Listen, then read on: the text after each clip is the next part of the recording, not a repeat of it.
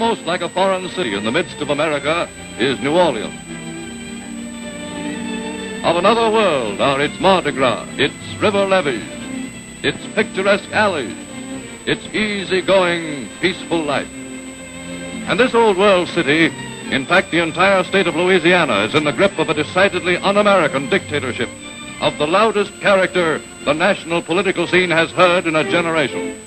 Long is the name, and long is the way this unusual man has come in the last 7 years.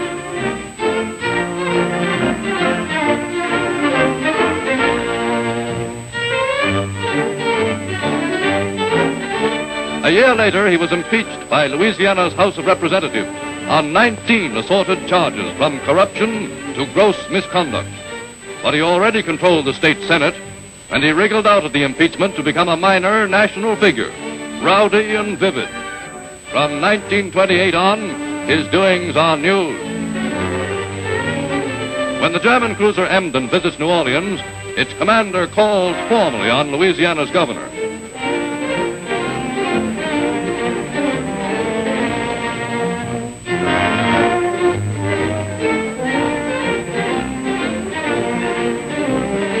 Huey Long's informal reception brings a demand for an official apology. Next day, in dress clothes borrowed piece by piece from friends, he returns the call and receives the governor's salute. Frankly a demagogue, he had been elected through his appeal to the people up the bayou. He promised and he gave them new roads, free bridges instead of toll bridges, a new state capitol, and to himself a new governor's mansion, upping the state's debt 300%, but giving jobs to thousands who will vote for Huey Long. Great fun has the self-styled kingfish in running Louisiana. With rare self-consciousness, he accepts an honorary doctorate of law from Loyola University.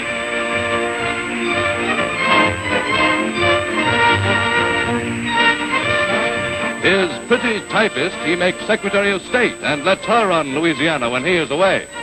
As the First Lady Governor of Louisiana, I want to take this opportunity to thank my many friends for... In 1932, Huey Long has himself elected to the United States Senate. I'm very proud to be here tonight and know it is the proudest moment of my husband's career. Well, it's been a great evening. Says the newly elected senator, I've done all I can for Louisiana. Now I want to help the rest of the country. Louisiana's kingfish graduates to the national political stage, is greeted in Washington by Democratic Senate leader Joseph T. Robinson. Thank you, Senator Robinson. I'm certainly glad to be with you. To run his state, Dictator Long puts in O.K. Allen, his good-natured henchman, now puppet governor of Louisiana. I, Oscar Kelly Allen. To his new friends in Washington, Huey boasts that back in Louisiana, he has the best legislature money can buy. But away from home, Huey's rowdiness is not so well received. At a Long Island club in August 1933, his senatorial immunity is no help to him.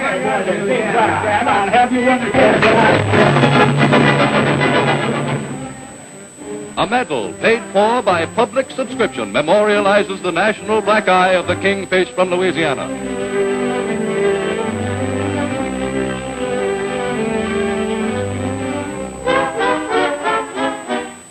But Huey Long has come a long way from the washroom of 1933. Popular response to his Share the Wealth movement floods his space in the Senate office building. Hello. What I called you about was to see if there's any chance of my getting anywhere at all to get a little more space around here temporarily. I don't know what to do. I can put these people out in the hall and let these senators fuss and probably want to throw us all out of here. I don't know what we're going to do with it because we've got more than we can handle. I'm going to give up this office to the stenographers and move out to some place around the hotel. I wish you'd let me know. And now the Louisiana kingfish, having grown too big for Louisiana, too big for the U.S. Senate, eyes the biggest office in the country, the executive office at the White House. Today, Huey Long is the biggest single threat to the re-election of Franklin D. Roosevelt. Share the wealth he promises in specific terms. $5,000 a year, and every man a king. $5,000. Mr. Morse, $5,000. for $5 million to anyone man. Thus, Huey Long revamps for his candidacy of 1936 the broad doctrine of social justice propounded by the candidate of 1932.